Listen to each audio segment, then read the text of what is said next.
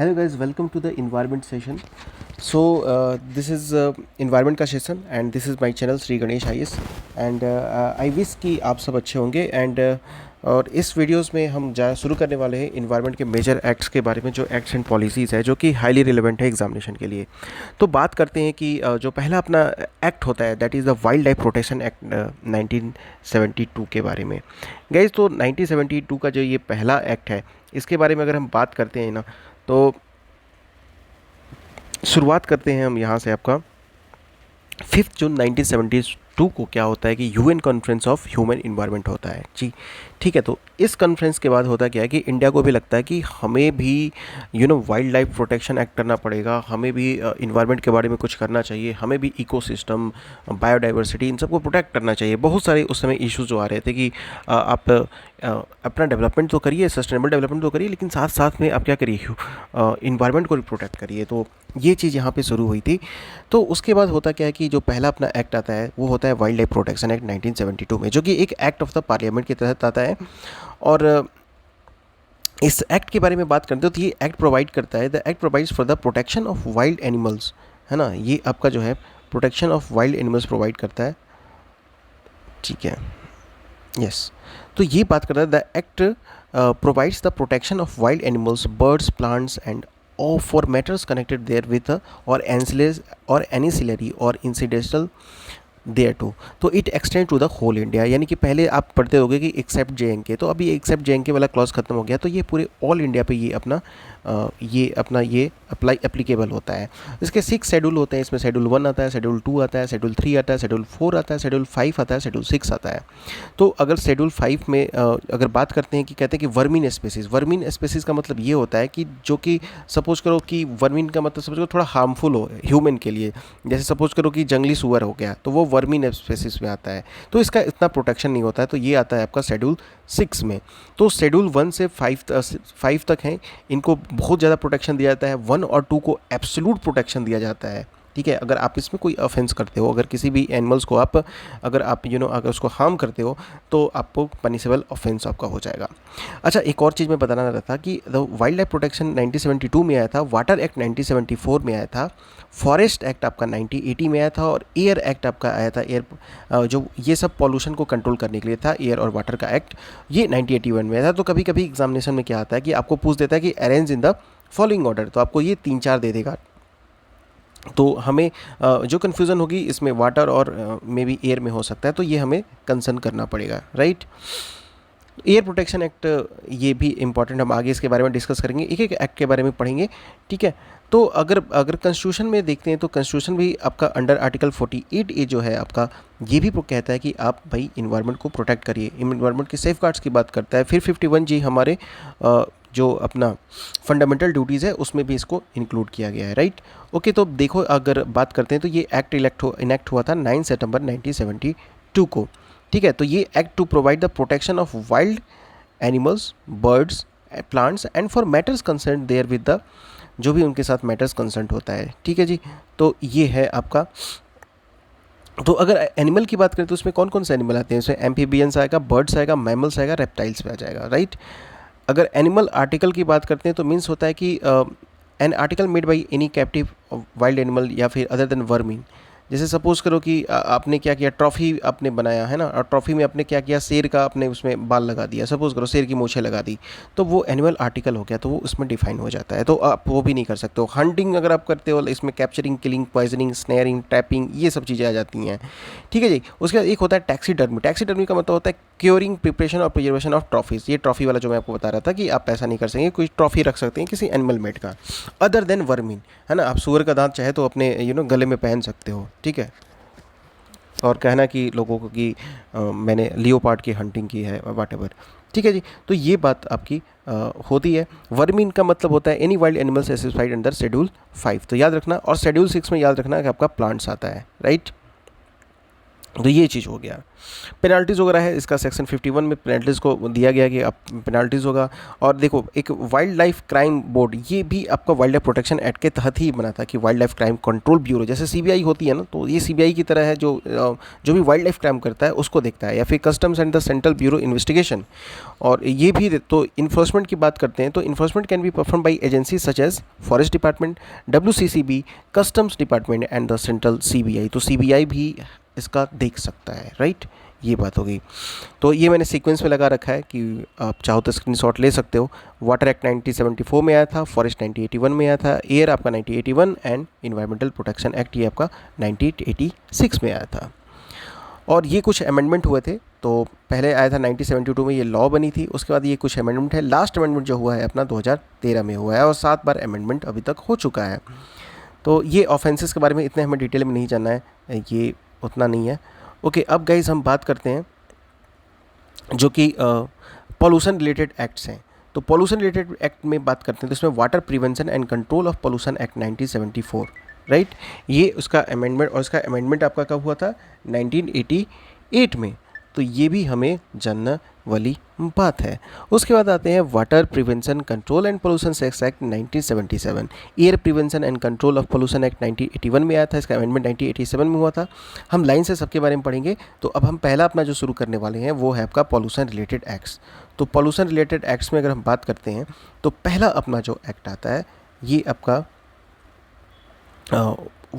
Water, ये आपका prevention and control of pollution act, ये अपना पहला हम एक्ट की बारे में बात करते हैं। ओके गाइस, तो इस एक्ट के बारे में बात करें तो सबसे पहले आपको ईयर याद रखना जरूरी है, राइट। ठीक है, आप अगर ईयर नहीं याद रखते हैं तो आपके साथ बहुत दिक्कत हो जाएगी। तो ये पूछ देगा, डायरेक्टली क्वेश्चन पूछता है, जैसे स्टेट PSC या फिर छोटे एग्जाम्स में, इवन UPSC भी अब खेलता है नंबर के साथ। तो इसको बात रखना कि 1974 में ये एक्ट बना था, कौन सा? तो water prevention and control of pollution act. ठीक है जी, इसका अमेंडमेंट कब हुआ था? 1988 में। द मेन ऑब्जेक्टिव, इसका मेन ऑब्जेक्टिव क्या है? This act is to provide prevention and control of water pollution and maintaining और restoring of wholesome and purity of water in the streams और वेल्स। स्ट्रीम मतलब बहती हुई, जैसे नदी हो गया, और वेल्स कुआं हो गया, और लैंड या फिर पॉन्ड हो गया। ये एक्ट ये भी बताता है कि जो स्टेट पॉल्यूशन जो आपके बोर्ड्स होते हैं, यानी कि इनको SPCB, इनको पावर देता है, इनको एम्पावरमेंट देता है कि वो एस्टेब्लिश करें, इन्फोर्स करें स्टैंडर्ड्स को जो फैक्ट्रीज़ के लिए हो, जो कि वो पॉल्यूशन कैसा डिस्चार्ज करते हैं, पॉल्यूशन को डिस्चार्ज करते हैं तो क्या वो उसको क्या वो उसको प्यूरिफाई करके डालते हैं, उसका जो सीवेज ट्रीटमेंट करके डालते हैं, उसका ट्रीटमेंट करके डालते हैं कि नहीं डालते हैं, ये सब सारी बातें इसमें आ जाती है। ठीक है, उसके बाद जो आपका आता है सेंट्रल पोल्यूशन बोर्ड यानी कि CPCB, इसको भी परफॉर्म है सेम फंक्शन जो कि यूटीज़ में, जैसे आपका यूटी की बात करते हैं, जैसे पुडुचेरी हो गया आपका, दिल्ली का हो गया आपका, एंड चंडीगढ़ में हो गया।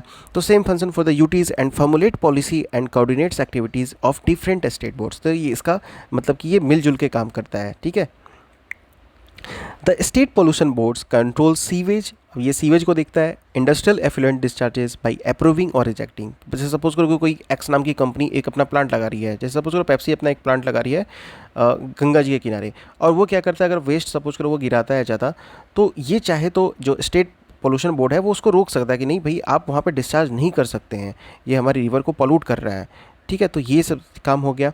उसके बाद से कंडीशन उसको कर सकता है इम्पोज कि आप जब तक सीवेज ट्रीटमेंट नहीं करोगे, आप जब तक वाटर ट्रीटमेंट नहीं करोगे, तब तक आप उसमें डिस्चार्ज अपना नहीं डाल सकते हो। अगर आप डिस्चार्ज डालते हो रिवर में या फिर कोई भी पॉन्ड्स या लेक हो, इनफैक्ट सबसे ज़्यादा स्ट्रीम्स की बात करते हैं, या फिर कोई भी लेक्स हो, वेल्स हो, तो इनफैक्ट वो क्या होता है, रिवर बॉडी क्या, वाटर बॉडी क्या होगी, वो गंदी हो जाएगी। अब प्रोजेक्ट तो है अपना नमामि गंगे का, अब नमामि गंगे प्रोजेक्ट कितना सक्सेसफुल है कितना नहीं है ये तो आप सबको भी पता है। अभी नमामि गंगे का प्रोजेक्ट देखिए क्या होता है, चल तो रहा है वैसे। फिर the act grants powers to CPCB to test equipment and to take sample for analysis. तो ये कहीं से भी एनालिसिस, कहीं से पानी उठा के एनालिसिस कर सकते हैं बिफोर इट्स अमेंडमेंट इन 90, मतलब ऑल इंडिया कहीं से भी, जैसे मन किया कावेरी से पानी उठा लिया, मन किया वैगाई से उठा लिया, मन किया झेलम से उठा लिया, मन किया गंगा से, यमुना से, और ये आपका कोसी से उठा लिया। ठीक है, दामोदर से उठा लिया, दामोदर भी काफ़ी पोल्यूटेड मतलब कि रिवर है वो। दामोदर को कहते हैं कि डिज़र्ट है, कहाँ से कहाँ के बीच में, प्लीज़ फाइंड आउट करिए। उसके बाद before it's amendment in 1988 enforcement under the act was achieved through criminal prosecution initiated by the boards. The 1988 Amendment Act empowered SPCB, CPB to close a defaulting industrial plant कि भाई बंद कर दो यार, बंद करो, जो भी अगर बकवास प्लांट है उसको बंद करो, कोई इसकी नहीं सकेंगे। तो ये अमेंडमेंट ये 1988 में ये पावर मिली थी। ओके गाइज, अब नेक्स्ट जो अपना आते हैं, जो अपना नेक्स्ट अपना है वो है आपका water prevention and control and pollution act 1977। तो इसके बारे में बात करते हैं। इसमें क्या होता है कि एक सेस होता है। सेस क्या लगता है? सेस जैसे सपोज करो कि जैसे आपने देखा होगा कि वाट एजुकेशन सेस आपने सुना होगा, हेल्थ सेस सुना होगा, जैसे सब ये सरचार्ज सेस होता है। मतलब सेस का होता क्या है कि सपोज करो कि आप कोई चीज़ कंज्यूम करो, जैसे सपोज करो आपने एक लीटर का एक कोल्ड ड्रिंक खरीदा, एक बोतल का, और इस पर आपने वाटर सेस लगा दिया। तो अब वाटर सेस लगा दिया तो इस सेस में जैसे सपोज करो 2 रुपये लगा है, तो ये 2 रुपये जो आएगा वो सिर्फ वाटर के ट्रीटमेंट में या फिर वाटर बॉडीज़ के प्रिवेंशन ऑफ कंट्रोल और पोल्यूशन में ही यूज़ होगा। ठीक है, ऐसा नहीं है कि उस 2 रुपये का उठा के आप पैसा मुफ्त में सरकार बांट देगी, नहीं, वो सिर्फ वाटर के लिए यूज़ होगा। तो ये सेस होता है। तो वाटर सेस, और to be precise, water prevention control and control of pollution cess refers to a tax levied under the Water Prevention and Control Cess Act 1977 on water consumed by the persons operating and carrying on certain types of industrial activities। तो Pepsi इसका example हो सकता है। ठीक है, उसके बाद से एवरी लोकल अथॉरिटी, चाहे वो म्यूनिसिपल कॉर्पोरेशन हो, चाहे म्यूनिसिपल काउंसिल हो या कैंटोनमेंट बोर्ड हो, और any other body interested with the duty of supplying the water is also liable to pay the cess. इसलिए तो देखते हो ना, वाटर की बिल भी आती है तो सेस आपको यहाँ भी आपको देना पड़ सकता है। ठीक है जी, तो ये याद रखना। सेस ये कब आया था? 1977 में। The water cess act pass to generate financial resources to meet the expansion of the central and state pollution board. ठीक है, तो ये हुआ। उसके बाद से मतलब वाटर ये पास किया, ये फाइनेंशियल रिसोर्सेज भी मिलता है, कुछ पैसे भी मिलता है कि जैसे जो बोर्ड है वो पोल्यूशन बोर्ड कहेंगे भाई पैसा नहीं है, ठीक है, तो तुम्हारी तो सेस बना दिया ना, पैसे दो, सेस बना दिया, सेस का पैसा यूज़ करो। ठीक है गाइज, तो फिर उसके बाद से the act creates economic incentives. तो इसे इकोनॉमिक इंसेंटिव मिला किसके लिए? तो फॉर द पोल्यूशन आपका जो कंट्रोल है इसके लिए। The central government after deducting the expansion of collection pays the central and state boards such sums as it seems necessary. तो ये सेंट्रल गवर्नमेंट आपका टाइम पे देते रहती है। टू इनकरेज कैपिटल इन्वेस्टमेंट, अब भाई कैपिटल इन्वेस्टमेंट की बात होती है in pollution control, the act gives a polluters मतलब a 70% rebate of the applicable cess upon the installing effluent treatment equipment। इसका मतलब ये होता है, जैसे सपोज करो कि एक कोई कोका कोला, आपके कोका कोला टाइप की कंपनी कोई खोलता है और वो क्या करता है, वो अपने, या फिर कोई लेदर टैनिंग इंडस्ट्रीज़ है, सपोज करो लेदर है, और वो क्या करता है, लेदर टैनिंग इंडस्ट्री पता है सबसे ज़्यादा वाटर को पोल्यूट करता है। तो उसने क्या किया, अपनी कंपनी में अच्छी मशीन्स लाई, जो मशीन्स क्या करती हैं, ज़्यादा से ज़्यादा पोल्यूशन को नहीं करने देती हैं, तो पोल्यूशन को प्रिवेंट करती हैं, रोकती हैं। तो उस पर कहता है कि वो 70% रिबेट देता है कि अगर ऐसा प्रोडक्ट लाओ जिससे पोल्यूशन कम हो तो हम तुमको 70% रिबेट देते हैं सेस पे। तो यहाँ पे ये बात भी काफ़ी एक इम्पॉर्टेंट रह जाती है। ठीक है, तो ये हुआ आपका। नेक्स्ट आपका आता है air prevention and control of pollution. तो air prevention and control pollution act 1981 ये आपका बात करता है, air prevention and control pollution act 1981। तो एयर के लिए जो एक्ट कब आया था, तो ये हमें ईयर याद रखना है। तो एयर के लिए आपका 1981 में आया था गाइस। ठीक है, to implement the decision taken by the UNC United Nation Conference on the Human Environment, जो कि स्टॉकहोम कॉन्फ्रेंस कहते हैं, जो कि जून 1972 को हुआ था। तो पार्लियामेंट ने एक इनेक्ट किया लॉ नेशन वाइड, जो कि एयर को प्रिवेंट कर सके, एयर पोल्यूशन को। तो द मेन जो objective of this act are to improve the quality of air and to prevent control and abate air pollution in the country. The Air Act's framework is similar to that of the Water Act 1974। तो इन दो same manner इसको भी बनाया गया कि मतलब कि वो भी प्रिवेंट करे। जैसे चिमनीज हो, इंडस्ट्रीज हैं, क्या करती हैं, स्मोक छोड़ती हैं, तो स्मोक से वो हाईली पोल्यूटेड होते हैं, तो उस पर कैसे कंट्रोल किया जा सके, उसको कैसे मिनिमाइज़ किया कर सके कि जैसे BS आपका 6 फ्यूल हो अभी यूज़ होता है, तो ये क्या है, एयर पोल्यूशन को ही तो कंट्रोल करता है ना ये। तो it has expanded the authority of the central and state boards establishes the under the water act, ठीक है। तो इसके अंदर एक्सपेंड किया अथॉरिटी का, जो आपका सेंट्रल और स्टेट बोर्ड का था, जो कि under the already under the water act to include the air pollution control, इसमें इंक्लूड किया गया। तो states not having the water pollution boards they required to set up the air pollution board. तो भाई आपने अगर वाटर पोल्यूशन बोर्ड नहीं रखा है तो आपको सेटअप करना पड़ेगा, आपका रिक्वायरमेंट हो गया। तो under the air act all industries operating with the designated air pollution control area must obtain consent from the state boards. तो अगर आप कोई भी आपका फैक्ट्री है, कोई भी इंडस्ट्रीज है, तो अगर वो ऑपरेट करती है तो उसको एयर पोल्यूशन कंट्रोल एरिया जो होगा वहाँ पे स्टेट अथॉरिटी होगी, उससे परमिट लेने के बाद ही वो कर सकती है। The states are required to prescribe emissions standards for industries and automobiles after consulting the central board and noting its ambient air quality standard। तो मतलब कि स्टेट सब्जेक्ट दे तो दिया, मतलब कि स्टेट को दे दिया कि भाई आप जो है इंडस्ट्रीज़ का अपना एक अपना क्राइटेरिया तैयार करो, बट आप सेंटर से पहले पूछ लो, सेंटर के हिसाब से सेंटर जो बोर्ड होगा वो आपको बताएगा। तो एसपीसीबी तो याद रखना, सीपीसीबी एसपीसीबी ये सब जो एक्ट है उसके तहत बनी थी। तो the act grants power to the SPCB to test equipment and to take the sample for the analysis from any chimney, fly ash और डस्ट और एनी अदर, कहीं से भी उठा लो भाई। तो before it's amendment in 1988 enforcement under the act was achieve through criminal prosecution initiated by the boards, ठीक है। उसके बाद से 1988 में एक अमेंडमेंट होता है, इसमें एम्पावर होता है एसपीसीबी और सीपीसीबी का to close a defaulting industrial plant.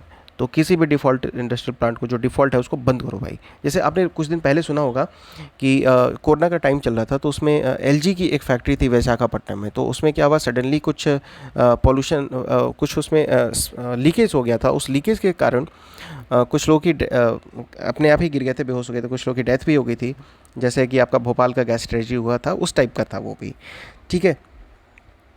तो ये आपका पॉल्यूशन से रिलेटेड एक्ट था। तो इसमें water prevention and control pollution cess act 1977, फिर वाटर वाला आपका 1977 है, इसको याद रखना। और वाटर ये आपका prevention control and pollution cess act 1977 में था, और जो आपका जो मेन एक्ट हुआ था वो 1974 में आया था। तो ये याद रखना, वाटर का एक्ट कब आया था? 1974 में, ठीक है जी। तो ये याद रखना।